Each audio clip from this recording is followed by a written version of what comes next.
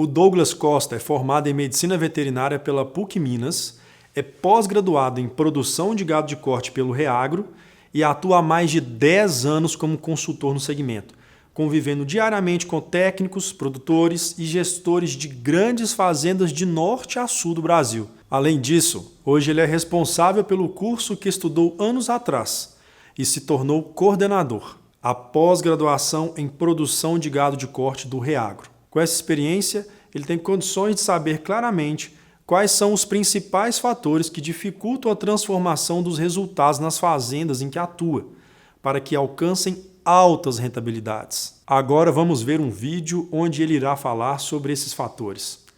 Será que a produtividade da propriedade em que você atua está sendo limitada por não adotar as melhores práticas, aplicar novas tecnologias e ter uma gestão eficiente? Bom, pessoal, como o Marlos falou, sou o Douglas Costa e venho há alguns anos rodando o Brasil, coordenando cursos e dentro das fazendas com as consultorias. Todo momento percebo que nosso setor vem crescendo muito e de forma rápida. As margens, cada ano, vêm sendo espremidas e o produtor rural tem sido penalizado por não adotar metodologias e tecnologias apropriadas para o seu sistema de produção. O processo de produção da pecuária de corte tem suas particularidades, mas a maioria desses processos são parecidos com os de outros setores, como, por exemplo, da indústria. Mas, no geral, tenho percebido, ao rodar o Brasil, que muitas propriedades ainda não implantaram uma gestão de fato para obter rentabilidades comparáveis em mesmo nível ou melhor do que outros negócios de sucesso. Com isso, embasado na minha vivência de campo e de sala de aula, conversando com professores e consultores renomados dentro e fora do Brasil, com alunos técnicos da área, produtores e empresários rurais, eu pude perceber que existe pelo menos 3 grupos de pessoas ligadas à pecuária de corte, que ao conversar comigo questionam algumas dificuldades de transformar as fazendas que trabalham em empresas com rentabilidades igual ou superior a outros negócios ou investimentos. Consultor técnico. Muitas das vezes eles têm um conhecimento técnico profundo de um ou mais sistemas de produção, mas não têm uma visão ampla da operação. Têm dificuldades em identificar os perfis dos produtores para que consiga uma comunicação efetiva, mostrando e justificando de forma clara e objetiva a melhor tecnologia que adequa àquela realidade da propriedade. Com isso, os produtores, ao contratar este técnico, têm dúvidas no que está sendo discutido e visualiza apenas em curto prazo, algo que foi proposto de forma pontual. Isso pode até levar à contratação daquele trabalho técnico, mas será visto pelo produtor como um bombeiro, apenas resolve problemas pontuais da operação em sua propriedade, e não terá uma visão de um consultor com um pacote tecnológico amplo que irá agregar valor em todas as vertentes do projeto, para que possa fechar a conta no final, não só de um ano corrente, mas sim de vários anos. O segundo grupo são dos produtores clássicos. Muitas das vezes eles têm uma visão macro do sistema, mas não têm conhecimento técnico profundo do sistema de produção ao qual ele está inserido, encontrando dificuldades de alcançar objetivos mais sustentáveis. Para finalizar, o terceiro grupo eu defini como produtor sucessor. Tenho observado que aumentou muito a presença destes produtores em salas de aula de pós, nos congressos, palestras e em demandas de consultoria. Grupo este que é composto por pessoas que não são formadas na área de agrários, como veterinário, agrônomo, zootecnista, mas têm formações como administrador de empresas, engenheiros, farmacêuticos, médicos, dentre outras profissões. A principal fonte de renda é proveniente da sua profissão ou da empresa urbana. Receberam uma propriedade através de um inventário e administra ou terá que administrar, mesmo não tendo conhecimento elevado para tocar um projeto de pecuária de corte. Pensando nisso, vou apresentar aqui alguns pilares e metodologias que vão atender às expectativas de todos esses 3 grupos de pessoas, principalmente a você, consultor técnico. No primeiro momento, precisamos identificar se existe e qual é o problema naquela propriedade em questão. Para isso, precisamos realizar um diagnóstico muito criterioso, levantando todos os dados da propriedade e externos a ela. Feito isso, podemos compilar estes dados coletados no diagnóstico e, através de um conhecimento prévio de cada item tratado, podemos realizar um planejamento adequado à realidade daquela propriedade. Melhorando, então, todos os pontos identificados como críticos no diagnóstico, como, por exemplo, a parte de reprodução, nutrição, manejo de pastagens, sanidade, a gestão financeira e econômica, e para isso a gente precisa entrar muito na parte do orçamento, saber os custos, né? Eles existem uma sazonalidade aí de cada insumo, a arroba do animal, quando que é mais cara, nas fazendas que compram, né? A parte de receita, existe também uma sazonalidade onde a gente tem o valor da arroba final em alguns meses do ano mais elevado do que outros, então a gente tentar aproveitar isso aí. A parte de fluxo de caixa, a gente precisa, o produtor quer saber o que ele vai gastar nos próximos meses do ano, tá bom? A gente precisa saber o custo de produção nosso, a gente precisa saber as arrobas produzidas no ano, qual é o custo dessas arrobas, né? E a gente fazer também o faturamento por hectare, a gente fazer um comparativo, né, de margem líquida dessa operação. Então, isso tudo a gente precisa levantar os dados no diagnóstico e fazer uma projeção no projeto. Além disso, pessoal, a gente precisa implantar ferramentas de gestão no negócio, tratar a propriedade como empresa. A gente precisa traçar metas para que não haja furos no planejamento, criar, então, momentos para discussão deste planejamento. E esses momentos serão as reuniões de cheque de metas. A gente precisa analisar tanto o financeiro quanto o zootécnico. E aí utilizar ferramentas gerenciais, como plano de ação, agenda macro, gestão à vista, uma análise de perfil de cada colaborador para saber como tratar algumas dificuldades individuais, né? Precisamos inserir os procedimentos operacionais padrão e várias outras ferramentas de gestão aí. Agora quero aprofundar em cada item para que você tenha conhecimento dessa metodologia e possa aplicar dentro dos seus projetos. Então agora nós vamos entrar mesmo nessa metodologia de diagnóstico, mas de uma forma profunda, né, que não seja tão extensa. Eu não vou detalhar aqui os indicadores econômicos, mas aqui nós vamos aprender a manipular essa ferramenta e saber como e para que serve ela, tá certo?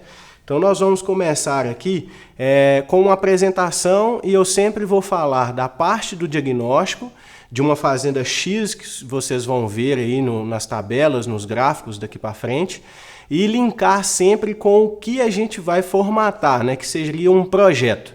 Então, pensando naquele planejamento de vários anos, isso aí é o projeto. Mas para a gente chegar nesse planejamento, a gente precisa formatar esse diagnóstico, né? Saber quais são aqueles pontos críticos, né? De nutrição, de reprodução, de sanidade, tá certo? Então nós vamos começar com os dados climáticos. E aí, aqui eu trago para vocês um gráfico, né? De uma fazenda, no caso aqui a Fazenda Vale Verde, e onde eles têm aqui uma metodologia, né, uma base histórica aí de 2008 até 2018. Normalmente esses gráficos de clima a gente pede que seja numa base maior.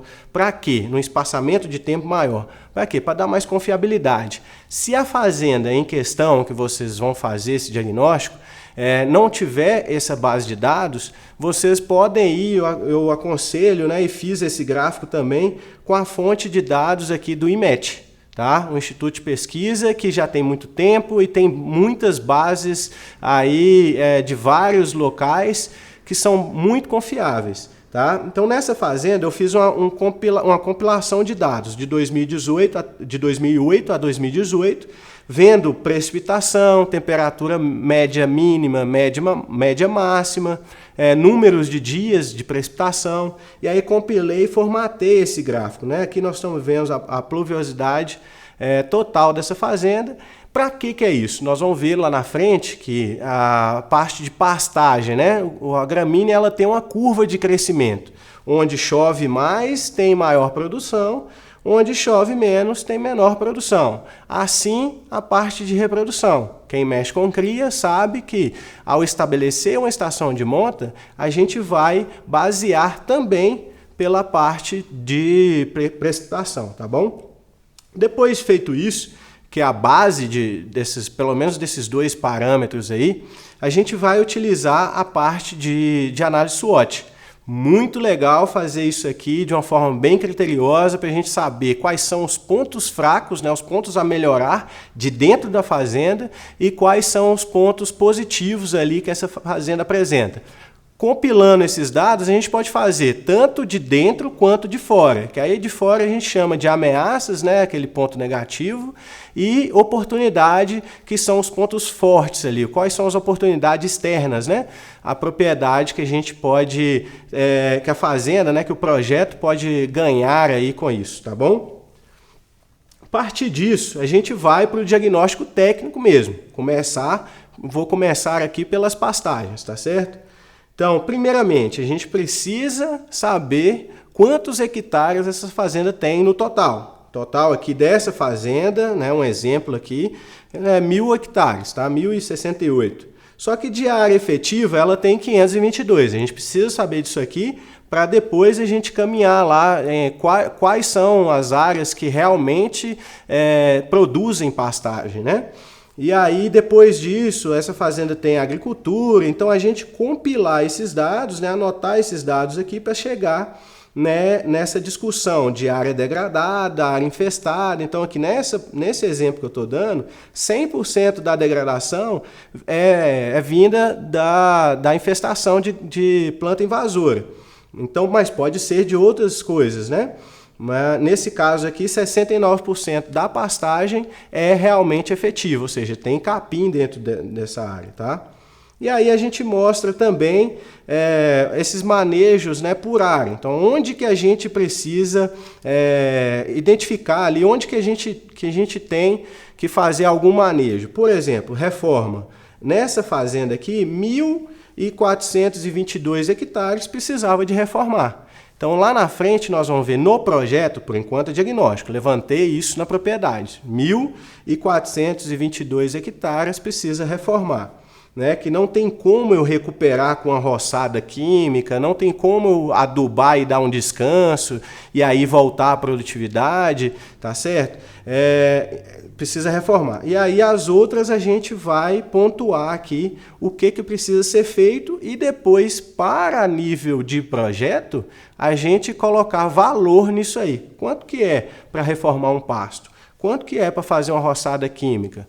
A roçada química nós vamos atingir apenas as invasoras com foliar ou é no toco? Né? A gente precisa saber quais são esses valores aí. Mas, de início, agora, nós precisamos levantar esses números. Né? Aqui nesse slide a gente mostra aqui qual é a infestação das invasoras. Né? Nessa fazenda, a fazenda apresentou aqui 11% de infestação alta. A infestação média de 33%, a baixa de 51% e a ausente 5%. E o que isso nos mostra? Essa fazenda ela tem um nível de infestação ali de 11% acima de 70%. Mais uma vez, a legenda disso aí de alta, média e baixa, alta, a classificação é maior de 70%, média de 30% a 70%. E baixa a gente classifica até 30%, tá bom? Então, 11% a gente tem infestação aqui acima de 70% e 33% entre 30% e 70% de infestação, tá? Aqui é só uma ilustração, né? Uma ilustração para vocês de uma pastagem, né? Com infestação alta de invasora, encontrando então num nível de degradação alta, mas a gente vê aqui que não num caso desse aqui, a gente não iria reformar a pastagem. A gente vê que tem muito pasto. E como eu fui na fazenda, identifiquei lá que tem mais ali de 4, 5 plantas por metro quadrado, eu não vou indicar a reforma, tá certo? Aqui, mais uma vez, outra coisa que eu queria lembrar a vocês é que o drone, né, essas tecnologias estão ajudando demais nós consultores, né, na tomada de decisão, é que a gente vê aqui que 40% desse pasto, né, só essa área aqui está infestada por invasora, e aqui está num processo de degradação, mas ainda é recuperável, tá bom? Aqui nesse próximo slide a gente vê que o produtor ele aplicou aqui um herbicida nesse pasto aqui. Nesse pasto aqui ele iria aplicar, mas no dia que a gente chegou para fazer o diagnóstico a gente encontrou essa situação. Então a gente vai lá com o drone mais uma vez, a gente tem softwares aí que faz essa análise para a gente de porcentagem, pelo menos, de plantas invasoras em cada pasto. E aí, mais uma vez, linkando isso aqui com o orçamento, né, com as previsões lá de custos, a gente vai saber quanto que fica para reformar, para dar combate a invasoras, quanto que fica cerca, enfim, isso aí a gente extrapola para toda a fazenda, né? Nessa daqui já tem uma baixa degradação, nesse slide essa foto dá para ver, né, que a planta daninha ela está quase que ausente aqui nesses pastos. E aí, agora passando de diagnóstico no caso das pastagens para o projeto, como que a gente fez? O cronograma, né, que a gente faz. Essa fazenda iria gastar 2.209.000 com reforma. Só que aí, mais uma vez, a gente leu no perfil do proprietário que ele não tinha condição de investir isso no primeiro ano, tanto financeiro quanto operacional. Mais uma vez, eu digo aqui para vocês que a gente não precisa delargar as coisas, tá? A gente chega na propriedade, a gente precisa identificar mesmo como que está sendo todas as operações e se elas também, se esses ajustes que a gente vai falar aqui, eles têm condição de fazer, né? Capacidade de operação e operação, né?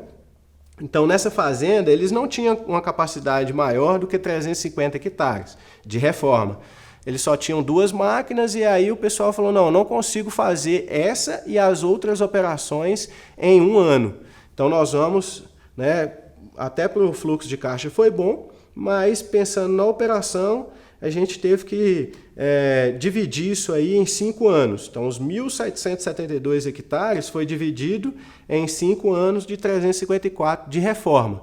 E aí, nesse custo de reforma que a gente viu aqui dos 2 milhões, a gente pode mostrar aí para o proprietário em forma de curva ABC.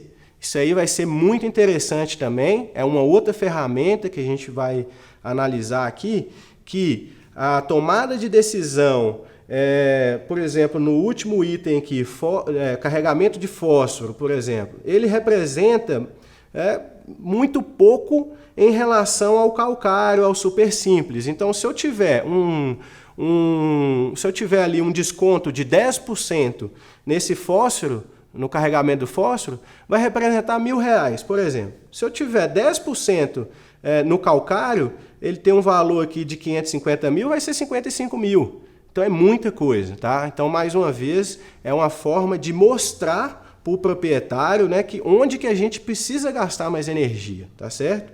Bom, pessoal, agora nós vamos ver, assim como a gente acabou de ver a parte de reforma, que aqui eu acabei de mostrar para vocês que no total são 1.772 hectares que precisam ser reformados. No combate de plantas invasoras, são 1.000 hectares. Imagina eu chegar para o pessoal da fazenda e falar assim, não, agora vocês vão ter que fazer 1.772 hectares de reforma e 1.070 hectares de combate de planta daninha. Então isso não vira, né? Nessa fazenda aqui não virou. Tá? Por conta da operação.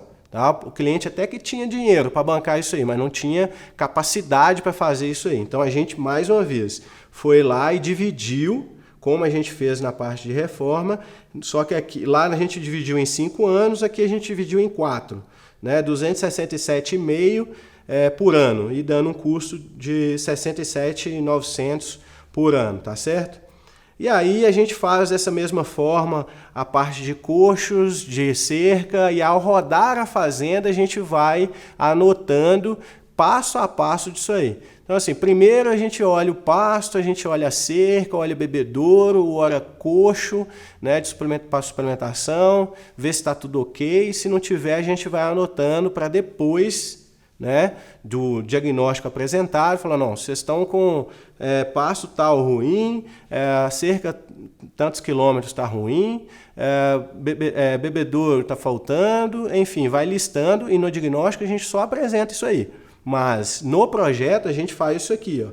Então, cada ano faz um planejamento por ano de coxo, de cerca, e aí no caso da cerca são 33 quilômetros, eles não teriam condição de fazer isso. E aí a gente, na mesma metodologia das anteriores, a gente dividiu isso aí, tá certo? E aí eu fiz um resumão nessa fazenda, onde ela iria gastar 2 milhões, aproximadamente 2 milhões e 900 mil, com todas esses levantamentos que a gente fez aí, tanto de pasto, de roçada, de herbicida, de reforma, tanto quanto de cercas, né, de coxo, de bebedouro, tá certo? E de planta invasora, tá bom? Esse número, quando a gente apresenta ele dividido, parcelado, é muito mais, vamos dizer assim, bem visto, né, pelo proprietário. Por quê? Mais uma vez, a gente precisa mostrar para ele um fluxo de caixa. E aí, nesse primeiro ano, esse grupo aqui, os proprietários dessa fazenda, eles teriam uns 3 milhões ali para investir. Tá? Até vou mostrar mais para frente aí alguns ajustes que a gente iria fazer de lotação. Essa fazenda estava altamente degradada, então assim, para fazer essa quantidade de hectares, né? Então, eles teriam que reduzir os animais e fariam receita com isso aí, dando para pagar esse investimento, né? Mas não, eles falaram, não, Douglas, nós não temos condição, né? A gente identificou isso na fazenda, não tem condição de fazer, operacionalizar isso tudo. Dividimos isso aí, tá bom? E aí deu 630 mil no primeiro ano, no quinto ano deu 441, porque algumas coisas a gente não dividiu por 5, apenas a parte de reforma. Então, pessoal, feito isso, a gente fez então o levantamento aí da roçada, fez o levantamento da reforma, a área de coxo, enfim, de todos esses investimentos, mas nada disso a gente precisa fazer sem que a gente tenha capacidade de suporte bem feita, porque a fazenda precisa de produzir, certo? Então, assim, durante os anos, quanto que minha fazenda aguenta, né? Qual é o suporte da minha fazenda no ano 0, que é o ano do diagnóstico? Qual é o suporte da minha fazenda no ano 1, 2, 3 e assim por diante? Porque eu preciso ajustar essa lotação agora, porque a capacidade de suporte da fazenda, no caso dessa fazenda degradada desse nível, ela iria ter uma produção muito aquém ou teria muitas perdas, né? Então, falo até de mortalidade mesmo. Então, a gente precisa ajustar essa taxa de lotação através da capacidade de suporte da fazenda. Então, assim, qual é a capacidade de suporte da fazenda que a gente trabalha? No diagnóstico, a gente vai identificar se ela está adequada à taxa de lotação ou não, tá certo? A gente sabe que, mais uma vez, fazendo um link lá naquele gráfico de clima, né, da pluviosidade, a gente sabe que determinados meses do ano a gente tem a produção elevada de forragem e outros meses não, né? Isso vai variar para cada região do Brasil. Mas na média, no Brasil Central, a gente vê aí de outubro, novembro até março, abril, uma grande produção por conta das chuvas. Perfeito? E aí, os demais meses a gente vê aí com as secas. Próximo passo é a gente fazer esse planejamento de capacidade de suporte. E aí, para isso, a gente precisa, né, do gráfico lá das chuvas, para a gente saber quantidade de chuvas, qual é a precipitação, né, nessa fazenda, em determinados meses, e a quantidade, e quais são as gramíneas, né, qual a produtividade de cada gramínea ali. Na média, a gente viu que nessa fazenda, em maio, junho, julho, agosto, setembro, como a gente vê aqui no slide, tem uma produtividade muito baixa. E aí o suporte dessa fazenda em UA, né, unidade animal aí, é baixo, né? A gente vê aqui que em maio a fazenda suporta 103 UA. Na média, né, no ano de 2018, a partir de maio, a gente vai obter aí 763 UA. Então, para isso, a gente precisa Agora, levantar quantas UA tem na fazenda, no diagnóstico? Ah, não, tem 1.400. Opa, então vamos ter que reduzir a metade para a gente chegar no suporte da fazenda, tá? E aí, nisso aí, a gente faz por todos os anos. Então, no ano de 2019, a gente vê uma média de 1.488 UA, 2020, 1.800, 2021, 2.700 e assim vai, tá bom? Aí eu fiz um resumo aqui, ó, para a gente ir acompanhando. No primeiro ano, a gente tem uma área efetiva de pasto, que a gente diagnosticou, de 1.262 nessa fazenda. E aí a gente vai caminhando aqui com aqueles 300 hectares de reforma e mais aquela parte de combate à invasora, a gente vai aumentando a área efetiva dessa fazenda, né, de pasto realmente, e vai aumentando também a média de UA que essa fazenda suporta. Beleza? E aí, com isso, a gente faz um compilado de quantas cabeças, na média de cada categoria, essa fazenda vai suportar com a lotação X, Y, Z, vai aumentando a lotação à medida que a gente vai aumentando esse suporte da fazenda, perfeito? E assim, a gente, no planejamento de suporte, a gente mostra aqui mais uma vez, com as áreas de reforma, ó, essa área efetiva foi aumentando e o suporte também foi aumentando assim que a gente incrementa mais tecnologias aí na propriedade, tá bom? Passando aí, agora como que faz essa parte de ajuste de lotação? A gente identificou lá na fazenda, vou voltar aqui aos 2 slides, que no primeiro ano a gente teria aí uma média de suporte de 763, ou seja, 763 UAs que cabe na fazenda no ano 0 do diagnóstico. E aí a gente encontrou na fazenda 1.505. Ou seja, mostra pra gente, é o retrato que mostra pra gente como que a fazenda tá. A fazenda estava realmente altamente degradada, tá bom? E aí a gente indicou o quê? Vender em torno de 779 UA, que dá 1.098 cabeças, tá certo? De fêmeas, ficando na fazenda 726 UAs de fêmeas. E aí o quadro de macho, a gente indicou fazer uma redução de 146 UAs, né, de macho, ficando na fazenda 25. E no total, 751. Caberia 763, tá beleza, para o ano 0, né? Tá ok. Essa é a ação imediata, a gente já faz agora, já conta para eles agora o que tem que fazer, mas a gente precisa planejar para os próximos anos através de uma evolução de rebanho. Tá bom? E nessa evolução de rebanho precisa mostrar lá essa evolução de UA da fazenda linkado com essa parte, com esse suporte aqui que a gente acabou de falar, né? Fazenda no ano 2, aí a gente faria uma evolução comprando mais animais, que ela suportaria o dobro, aí, 1.488. No ano 3, 1.800 e assim por diante, a gente vai fazendo sempre uma coisa linkada à outra. Evolução de rebanho é muito importante, não só para as pastagens, mas para a gente fazer o cálculo aí de nutrição, fazer o orçamento, né, de nutrição, fazer o orçamento também de sanidade, reprodução, enfim, isso é o coração do projeto. No manejo nutricional, a gente precisa levantar, né, todos os suplementos utilizados, então na fazenda lá, vai anotando o que você utiliza, para qual categoria você utiliza, quando você utiliza cada suplemento, tá ok? Se existe algum controle, né, no consumo desses suplementos, isso é muito importante para a gente saber, principalmente o pessoal da Recria Engorda, a gente precisa estar com esses números muito bem afinados, né, para a gente tomar decisões. Na fazenda de cria, existe uma atenção especial ali para as bezerras, novilhas, né? A gente faz vários cálculos aí, reduzindo essa entrada da novilha em estação de monta, e aí podemos mostrar já no diagnóstico essa importância aí. Né? A área de coxo, muito importante também, até linkar o consumo com a área de coxo, tá certo?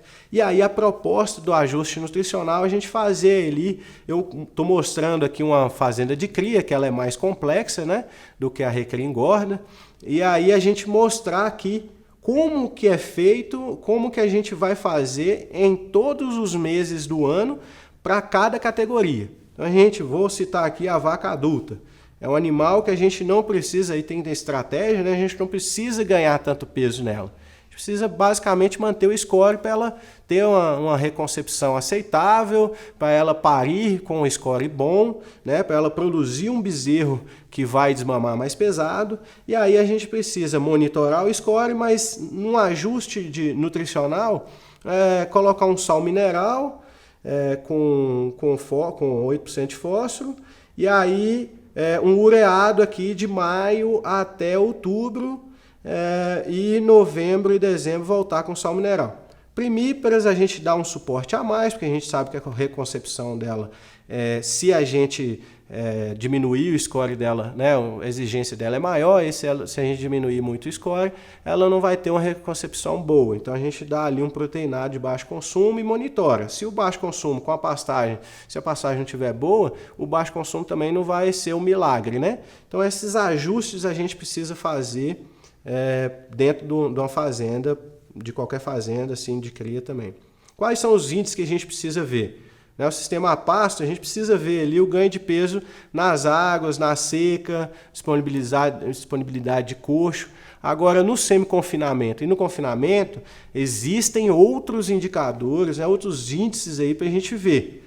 Dias de coxo, principalmente ali no confinamento, o ganho médio diário, o rendimento de carcaça, o peso de carcaça, o rendimento do ganho. Isso assim, a fazenda, quando a gente chega lá, a gente tem que coletar essas informações. Se não tiver, aí a gente parte do princípio de uma base de dados de média nacional, para a gente montar o projeto. E aí, a partir do momento que a gente entra, a gente precisa instruir a todo mundo para coletar todas essas informações, para a gente exatamente ajustar esse planejamento futuro do projeto. No diagnóstico sanitário, o que a gente precisa chegar na fazenda e coletar? Basicamente, o calendário sanitário. Esse é muito importante. A gente precisa saber o que é utilizado ali naquela fazenda e como é utilizado e quando é utilizado, para quem vai ser utilizado. Isso é muito importante. Então a gente vê quais são as bases, quais vacinas para quais categorias. A gente precisa levantar isso aí para a gente ver se a gente tem condição de melhorar e como que é essa condição aí, tá?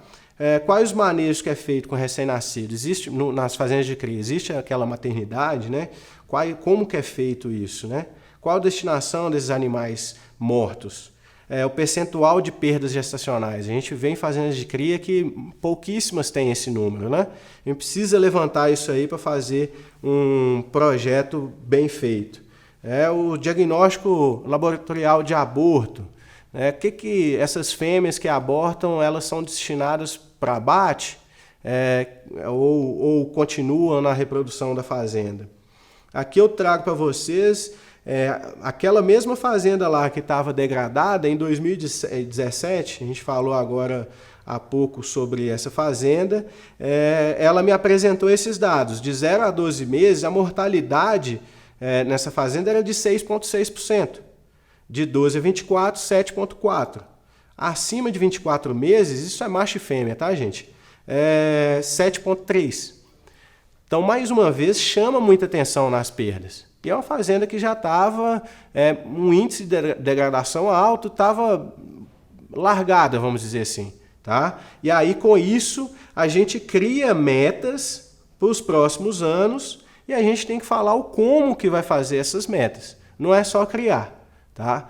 É a partir de quê? No caso dessa fazenda, a gente chegou em cada indicador, na mortalidade de bezerro, na parte de reprodução, na parte de nutrição, criando metas através das nossas experiências. Então, o benchmark que a gente usou de algumas fazendas, não foi nem das melhores, nem das piores, foi das fazendas que parecem e que estão situadas próximas a essa fazenda lá. Então, assim, a gente chegou lá, identificou no diagnóstico como que era a situação da fazenda, a mão de obra, se era qualificada ou não, como que estava, como eu falei. Lá não tinha maternidade, então o bezerro paria junto de boi, de bezerra, de bezerro, enfim, era tudo misturado, e isso atrapalhava, né, fora a degradação de pastagem, isso atrapalhava muito, né, aguadas naturais, enfim, isso atrapalhava muito esse índice dele, né. E aí eu trago aqui para vocês um benchmark de fazendas que são parecidas com aquela fazenda lá. E aí a gente chegou naquela meta lá que eu propus de 4,5% através dessa meta dessa fazenda e do que a gente poderia fazer para melhorar o sistema deles. De um ano para o outro, basicamente, o calendário sanitário, maternidade, mas a gente não teria condição de dar uma oferta de forragem de qualidade para todas as fêmeas que vão parir.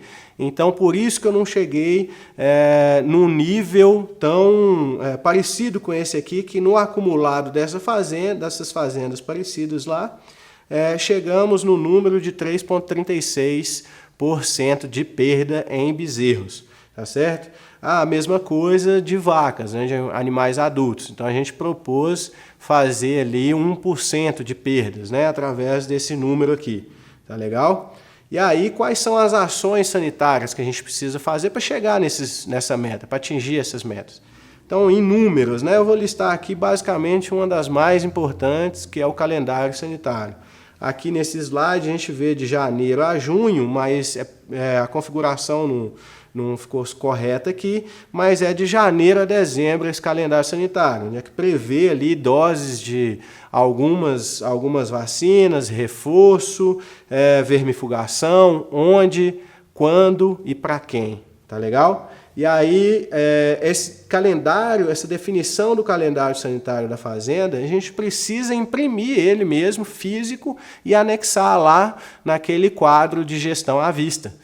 Então, além de outras coisas, uma das coisas que deve estar exposta para todos os funcionários, né, os colaboradores daquele setor, que eles visualizem, então em maio nós vamos ter que fazer a vacinação dessa categoria. Essas categorias estão aonde? Estão em tais pastos, entendeu? Então, assim, para quê? Tem um objetivo final que é reduzir as perdas, basicamente. Melhorar a fertilidade do rebanho. Então a gente entra com algumas vacinas reprodutivas e alguns manejos que melhoram essa fertilidade. Teoricamente diminui as perdas, né? Ganho de peso, redução dessas perdas, como eu falei, as perdas gestacionais, tá certo? Então quais são os índices que a gente tem que levantar nessas fazendas? As mortalidades, e aí a gente estratificar essas mortalidades de 0 a 15 dias, de 16 a 30 dias, de 31 a 45 dias e assim por diante, para que a gente possa identificar qual é o agente, né, ou mais agentes ali que estão estão promovendo aquela perda na propriedade. A gente sabe que de 0 a 15 dias a maioria das mortes é causada por um determinado agente. Assim de 31 a 45 e assim sucessivamente. Então, assim, para que a gente entre com um tratamento efetivo, né, a gente precisa delinear essas mortalidades aí e isso a gente falando de bezerros, mas além de bezerros, na recria também, os animais adultos em confinamento. Então, assim, é importantíssimo a gente não nos ater tanto à causa das doenças. Por quê? As causas, a maioria das fazendas é cobra, né? A gente tem visto aí que não tem um laudo técnico por volta dessas causas. Então, assim, o que eu tenho pegado na maioria dos casos e acreditado mais são nos números. Então, esses números têm que estar bem à vista aí, tá? Passando para o diagnóstico reprodutivo, a gente precisa, né, mostrar, coletar os dados de reprodução. Então, existe estação de monta nessa fazenda? Se existe, quando que ela é feita?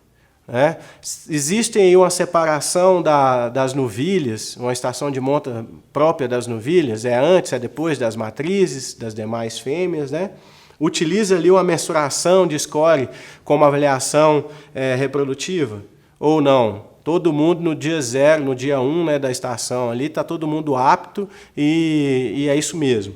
Ou existe uma separação desses lotes, daqui 30 dias, 40 dias, ou até mesmo 90 dias, vai começar a estação de monta, nós estamos passando numa seca, vamos cuidar melhor dessas primíparas, dessas novilhas, dessas vacas que estão com score menor, para que elas chegam no dia 1, no dia 0, né, da estação, com score de condição corporal adequado, né, para ela estar ciclando.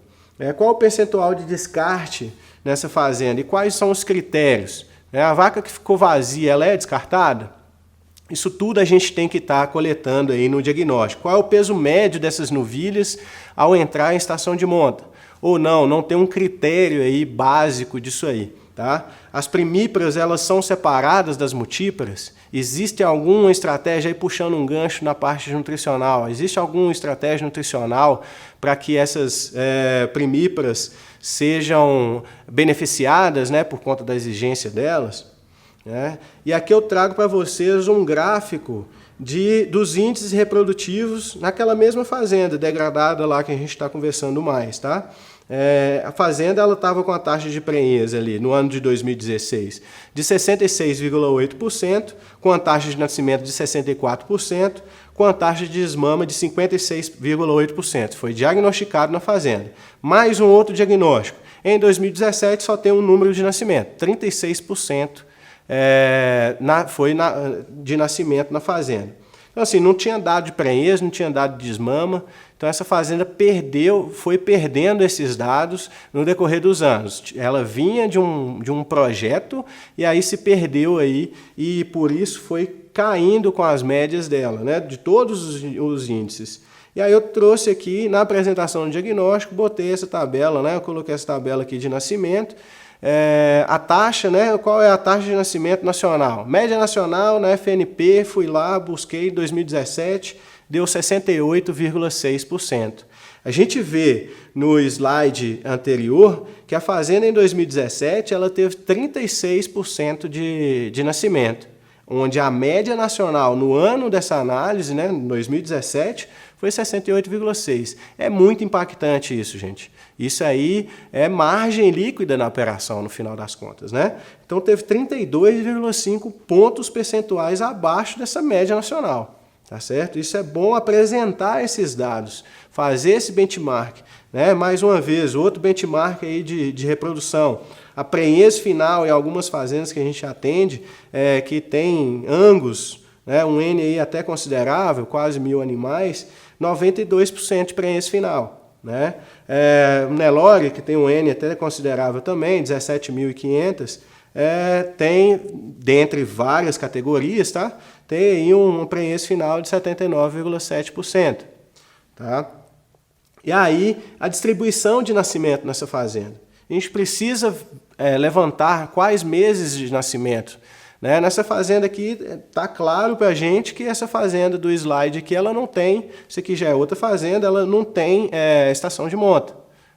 Isso aí a gente precisa provar, através de dados técnicos mesmo, né, comprovados, que a estação de monta ela é essencial para que a gente consiga produzir um bezerro bom, né? Um bezerro pesado por ano, tá certo? E aí eu trago alguns gráficos, né, para a gente analisar esse trabalho antigo já, que é a gente mostrar, né, qual é a distribuição de parto correta e qual é a distribuição de parto errada, né? Onde a aparição no início da estação de monta ela tem que estar, a maioria das fêmeas tem que estar apta no início da estação de monta.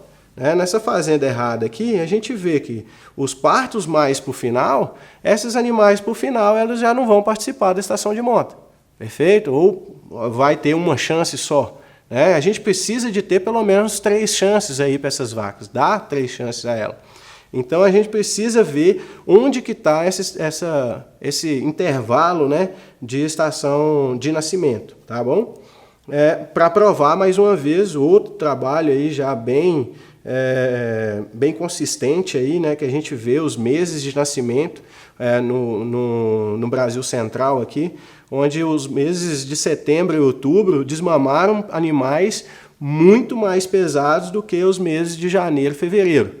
A gente vê nesse gráfico as fêmeas aqui, né, os machos, desculpa, desmamaram ali com 213 quilos no mês 9, e no mês 9 as fêmeas desmamaram com 194, contra 165 e 153 do mês 2. Né? E isso, gente, permanece no sobreano também, tá? Isso aí, o ganho de peso vai evoluindo. Então, assim, mais uma vez, só para justificar a estação de monta de uma fazenda que não tem. Aí, o que a gente precisa levantar nessas fazendas de cria, né? A taxa de prenhez, as perdas gestacionais, que a gente já viu, taxa de nascimento, taxa de desmame, distribuição desses partos, e se utiliza o diagnóstico gestacional de forma rotineira ou apenas no final da estação de monta. Mais uma vez, no final da estação de monta, a gente tem muitas fazendas, né, por N motivos, que utilizam apenas um diagnóstico gestacional no final da estação de monta. Se alguma coisa acontecer com os touros, se for monta natural, ou com sêmen, se for inseminação artificial, você já perdeu a estação de monta. Né? Então, mais uma vez, a gente precisa focar muito nessa parte do diagnóstico, a gente levantar números precisos para a gente tomar decisões aí no nosso projeto. Perfeito? No diagnóstico financeiro, econômico e produtivo, primeiro nós vamos começar aqui na parte de produtividade da fazenda. A gente precisa levantar quantas arrobas produziu nesse ano de análise. No caso do diagnóstico, nessa fazenda, nós analisamos o ano de 2017.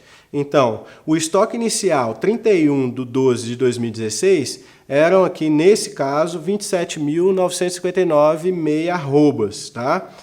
O estoque final era de 25.155, ou seja, a fazenda ela derreteu o rebanho, ela comeu, né, uma parte do rebanho, e essa parte foram 2.804 arrobas. De um ano para o outro, ela tirou isso de dentro da fazenda.